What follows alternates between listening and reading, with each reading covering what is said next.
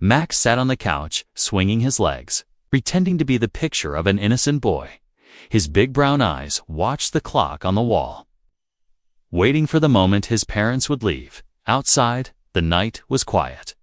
The wind carried the sound of leaves rustling, and the sky was painted in deep blue.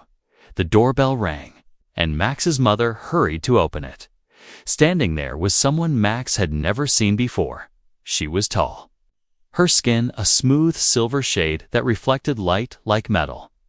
Her eyes glowed faintly blue, and her long hair looked like soft threads of light. She wore a simple black uniform, with a strange badge shaped like a crescent moon. "This is Laura," Max's father said, smiling politely. "She's going to watch you tonight while we're gone." Laura nodded stiffly. Her voice was calm, but there was no warmth in it. "Do not worry, I am trained to handle human children," she said. Her words sounded perfect, but there was something in her tone, a kind of confidence that made Max's lips twitch. His parents gave Laura quick instructions about bedtime and dinner. They kissed Max goodbye and stepped out into the night. The moment the door clicked shut, the air in the house changed. Laura turned toward Max. Standing tall, "We will begin with dinner," she said. "Afterward, you will read quietly until bedtime." Max tilted his head and smiled. "Sure," he said sweetly, but deep inside, his mind was already spinning with ideas. He didn't know much about this alien babysitter, but he was certain she had no idea what a human kid like him could do. They walked into the kitchen. Laura opened the fridge, scanning its contents with a strange green beam from a device on her wrist. Human food. "Acceptable," she murmured. She began preparing a meal with quick, precise movements. Max quietly slipped away from the kitchen counter and moved toward the living room. He picked up his small, remote-controlled robot and sent it rolling toward her feet. The robot's speaker crackled to life, speaking in a deep voice. "Intruder detected." Laura froze, looking down at the small machine. Her glowing eyes narrowed. She scanned it with her wrist device. "This is a toy," she said, sounding almost insulted. Max pretended to look innocent. "Oh, sorry, I forgot it was on," he said, hiding his grin. The rest of dinner preparation went smoothly. But Max noticed how Laura kept glancing at him, as if expecting trouble. They ate in silence. Laura's movements were neat, every bite measured. Max, on the other hand, made loud, slurping noises just to see if she would react. She didn't, but her left eye twitched slightly. After dinner, Laura announced, "Now reading time." She handed him a thin book about human history. Max sighed loudly and opened it.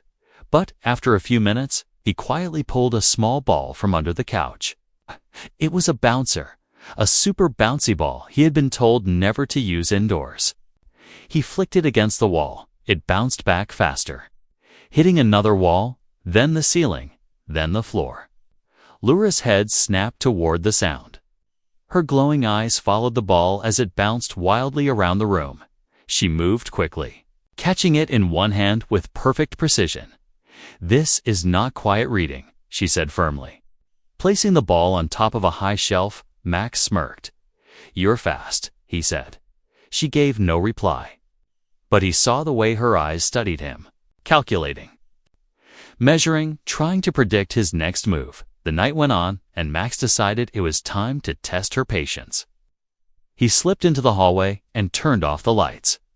The house fell into darkness. Only the faint glow of Laura's eyes remained. He heard her calm voice call out, "Max, return to the living room instead."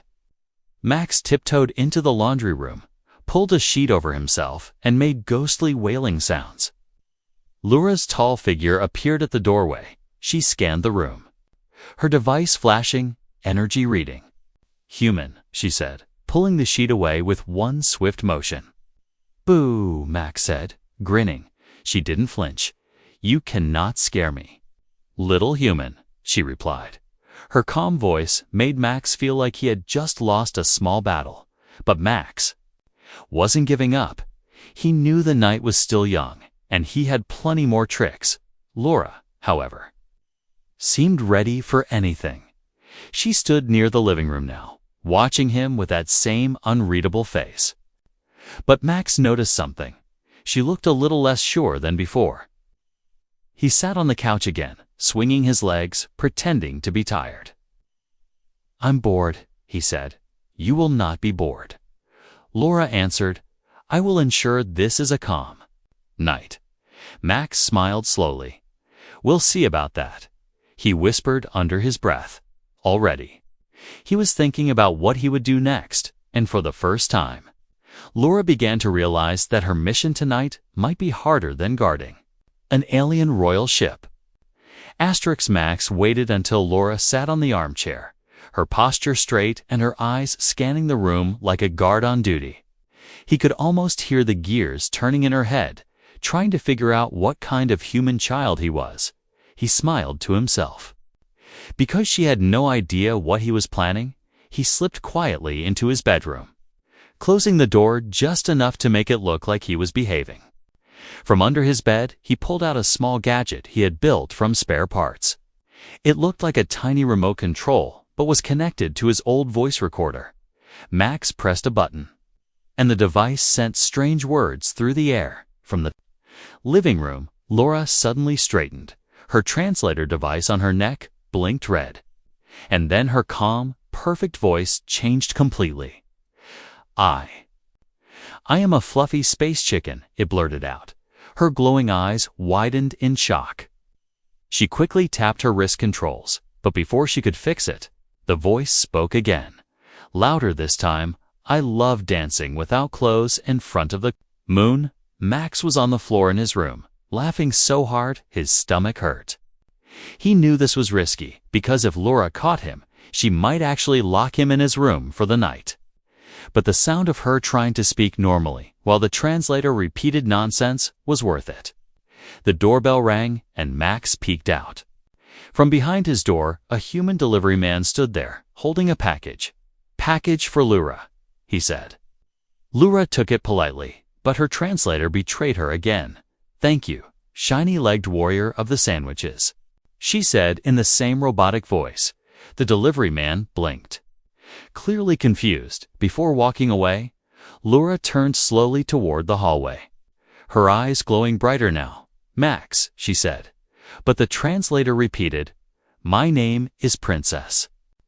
Bubble snout Max ran back into his room, trying not to burst out laughing.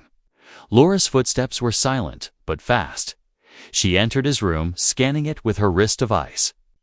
Max had hidden the gadget inside a sock under the bed. Her eyes narrowed. As she reached down and pulled it out, she examined it carefully. "So, you are an inventor," she said. Max shrugged. "Just curious," he replied. "You are dangerous," she said calmly. But there was a hint of respect in her tone now. She placed the gadget on her belt, out of his reach. "No more of this," she added. Max leaned back on his bed, pretending to be innocent again, but inside, his mind was already working on the next plan. He noticed something about Laura's reaction. She didn't shout, she didn't get angry. Instead, she looked like she was studying him, maybe even enjoying the challenge. Back in the living room, she tried to continue her duties. But Max knew she was on high alert now. He tiptoed into the kitchen, opened the fridge, and took out a bottle of fizzy alien drink his parents had bought from the interstellar market. The liquid shimmered like melted rainbows. Max shook it hard, then placed it back on the counter when Lyra walked in to get herself some water. She picked up the bottle out of curiosity. The moment she twisted the cap, it exploded in a sparkling spray, covering her uniform in sticky, glowing foam. The foam clung to her skin, slowly changing colors from green to pink. Max was laughing so hard now he could barely stand. Laura looked down at herself, then at Max. For a moment, her expression didn't change, and then, just for a second, the corner of her mouth twitched. Was she trying not to laugh? Max couldn't be sure. The night was turning into a silent battle between a human child and an alien babysitter. Neither of them wanted to lose. And both of them were starting to realize they might actually be having fun. Max sat back on the couch, a grin on his face. "So, still think tonight will be calm?" he asked. Laura's eyes glowed brighter. "Oh, it will be calm," she replied, "because I will win." Max only smiled wider, because he knew his next move would be even bigger. And the game had only just begun. Max pretended to be quiet for almost 10 whole minutes. Sitting on the couch and flipping through a comic book, Laura stayed close, her glowing eyes scanning him like a hawk. She clearly thought she had him under control now. Max knew this was the perfect moment to start his next move. He slipped into the backyard without saying a word. The cool night air brushed against his face, and the grass was still wet from the earlier rain. In the corner of the yard, there was a patch of freshly turned soil where his parents usually grew vegetables, but tonight it was going to be something very different. Max crouched down and pulled a small pouch from his pocket. Inside were tiny seeds, not ordinary ones, but strange alien seeds his neighbor had accidentally dropped while unloading supplies from his ship. Max had taken them days ago, curious about what they would do. Now was the time to find out. He pressed them into the damp soil and poured water. From the garden hose, at first, nothing happened, but then the ground began to tremble softly. Little green shoots pushed through the dirt, twisting and stretching upward far faster than any earth plant. Within seconds, bright red vines curled through the air, glowing faintly in the dark. Laura stepped outside, frowning. "What are you doing?" she asked, but before Max could answer, one of the vines snapped toward her like a whip. Wrapping around her wrist, she yanked her arm free, her glowing eyes widening in surprise. "These are not earth plants," she said sharply, scanning the vines with her wrist device, "and they are growing." "Too fast?" Max grinned. "Cool, right?" "Dangerous," Laura corrected. She moved toward the plants, but the vines reacted to her presence, curling and swaying like they were alive. One vine reached for Max's ankle, and Laura reacted instantly, pulling him back. Her calm face was now tight with focus. The plants began producing small, bulb-shaped pods that pulsed with light. Max leaned closer, but Laura blocked him. "Do not touch those," she warned. "Some alien plants release spores that can." She stopped suddenly, as one of the pods popped open, releasing a cloud of shimmering dust into the air. Max sneezed, the dust sparkling in the glow of the porch light. Laura grabbed him by the shoulders and pulled him toward the house, closing the sliding door behind them. "This is why human children are unpredictable," she muttered under her breath. Max couldn't stop smiling. "Hey, you have to admit, it's kind of awesome." Laura gave him a long look. "Awesome is not the word," she replied, glancing back at the yard where the plants were still moving. Slowly in the dark, their glowing red vines swayed as if they were looking for something. Inside, Max grabbed a juice box from the counter and sat at the table, watching Laura pace by the window. He could tell she was torn between calling for help and trying to fix the situation herself. That made him curious. Maybe she wasn't just a strict babysitter. Maybe she had her own rules to follow. Finally, she turned to him. "You will stay inside," she said firmly. "I must handle this." Max tilted his head. "Handle? Like, destroy them?" "Contain them," she replied, opening the door just enough to slip outside again. Max sat quietly for all of 30 seconds before his curiosity got the better of him. He pressed his face to the window and saw Laura moving gracefully between the vines, her hands glowing with faint blue energy as she cut them back. The plants hissed softly when she touched them, pulling away as if afraid. Max's eyes widened. She wasn't just strong, she was skilled. This alien babysitter wasn't boring at all. When Laura finally came back inside, she was breathing. "A little heavier, it is done," she said. Brushing bits of glowing dust from her uniform, Max leaned back in his chair. "You know? You're way cooler than I thought." Her eyes glimmered, but she didn't smile. "And you are far more trouble than I was warned about," she said. Max grinned, already thinking of the next thing that would test her patience, because the night was still young, and he wasn't finished yet. Max sat on the couch, pretending to be busy drawing in his notebook. Laura was nearby, repairing the seam of her uniform with a small glowing tool. She seemed calmer now, maybe even thinking the worst of the night was over. That was exactly what Max wanted her to believe. He quietly slipped the notebook onto the coffee table and wandered down the hall. The house was silent except for the soft hum of Laura's repair tool. Max opened the back door and stepped outside again, but this time he didn't head for the yard. He climbed up the old rainwater barrel and grabbed the edge of the roof. The air was cool, the sky filled with stars. Max grinned as he crawled higher. He tied a rope around his waist, one end secured to the chimney, and began shuffling across the roof tiles. In his mind, he was a space explorer walking on the surface of a faraway moon. Inside, Laura noticed the empty couch. Her glowing eyes scanned the room. But Max was nowhere in sight. She tapped her wrist device, detecting his life signal above her head. Her brows lowered. "Above," she murmured, and in the next second, she was at the back door. Max stood near the edge of the roof, arms out like wings. "I'm testing gravity." He called down, the rope swayed gently behind him.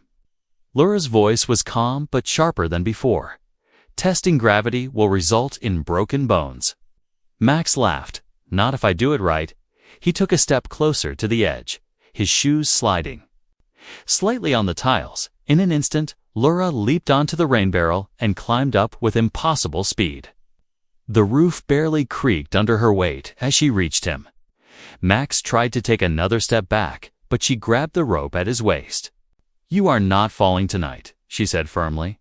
The moment her hand tightened, a tile shifted under Max's foot. He gasped as his body tilted forward. For a second, it felt like he was about to tumble into the air, but Laura yanked the rope hard, pulling him back against her. "You have no idea how fragile you are," she said quietly, her glowing eyes were closer than ever, and for the first time, Max saw something in them that wasn't just annoyance, it was concern. "I wasn't really gonna fall," Max muttered, though his voice wavered a little. "You think this is a game?" she replied.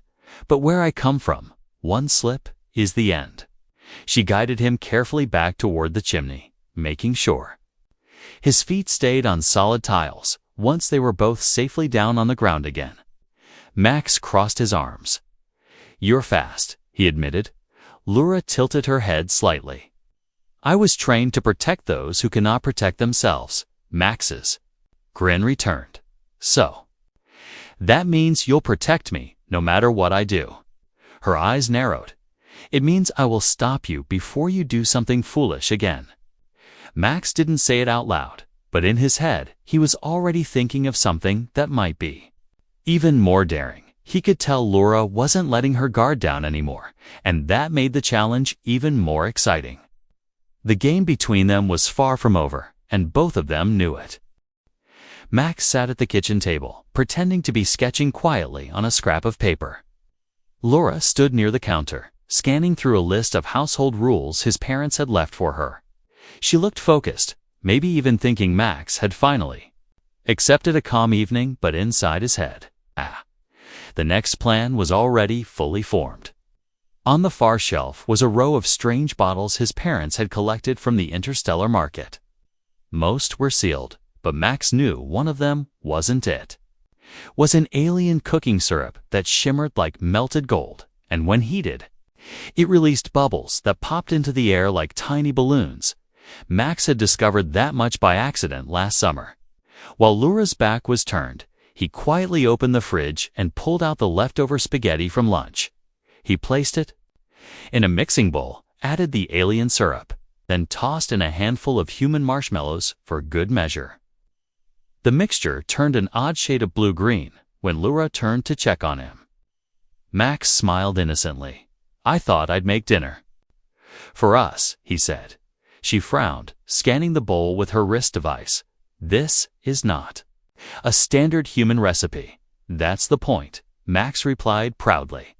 He grabbed a wooden spoon and started stirring. The mixture began to hiss softly, little sparks flickering on the surface.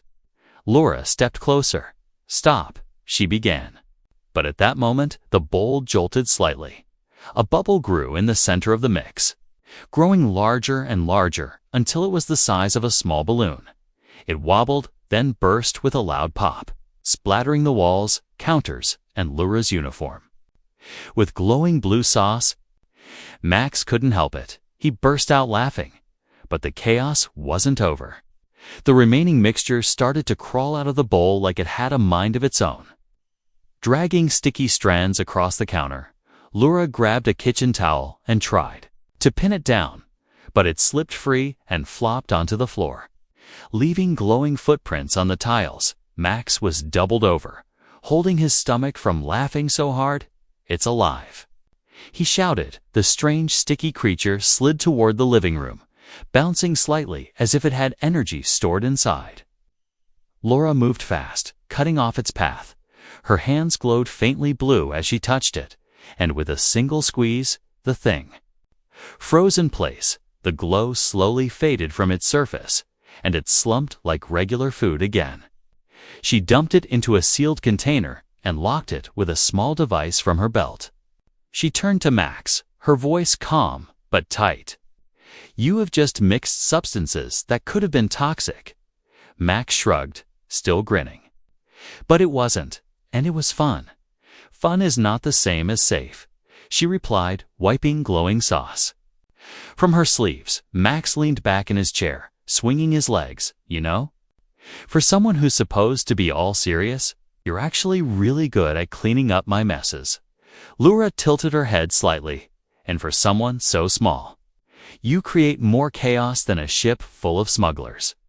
They locked eyes for a moment, both knowing neither was about to give up, if anything. This strange back and forth between them was starting to feel like a challenge neither wanted to end.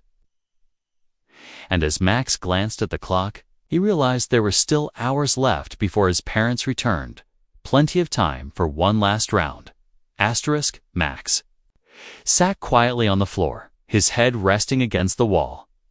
Feeling tired but not ready to give up, Laura stood nearby, folding a blanket with slow, careful movements. The night had been full of surprises for both of them, and something had changed.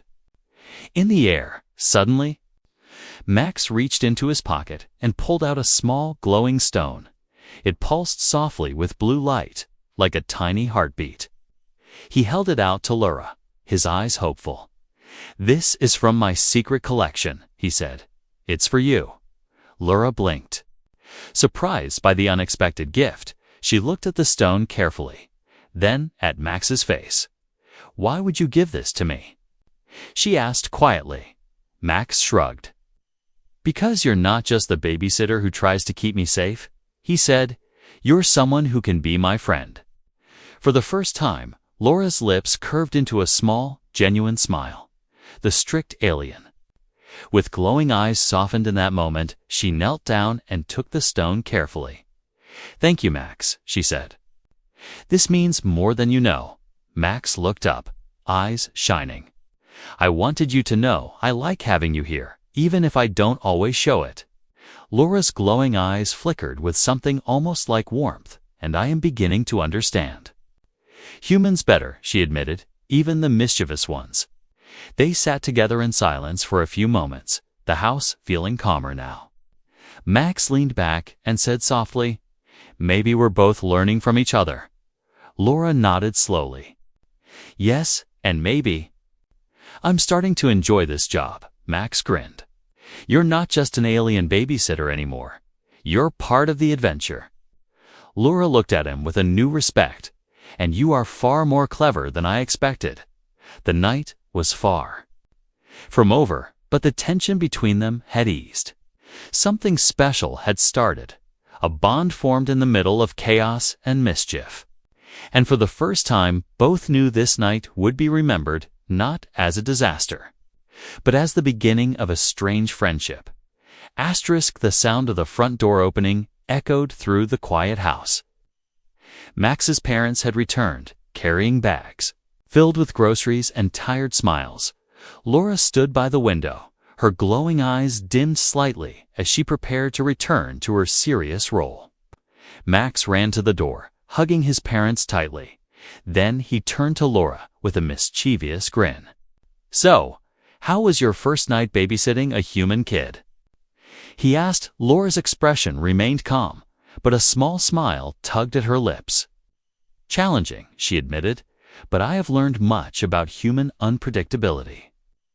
The house looked almost spotless, despite the earlier chaos. Max's parents were surprised. "Did you clean all this up?" his mother asked. Laura nodded. "Of course," she said simply. Though her glowing eyes hinted at the effort it took, Max winked at her. "Next time, we're building a rocket," he whispered. Watching her carefully, Laura's eyes flickered with a strange mix of amusement and worry. "A rocket." She repeated, "You never cease to surprise me, human child," as his parents gathered their things to leave. Max whispered again, "I hope you're ready." Laura watched the door close behind them, then turned to Max. "I suppose I must be," she said softly. "Because this is only the beginning." Max's grin grew wider. "Best babysitter ever," he said, and in that moment, the bond between a mischievous human child and his alien babysitter was sealed. They both knew adventures were waiting, and the next one would be even more unexpected. The night ended not with silence, but with promise.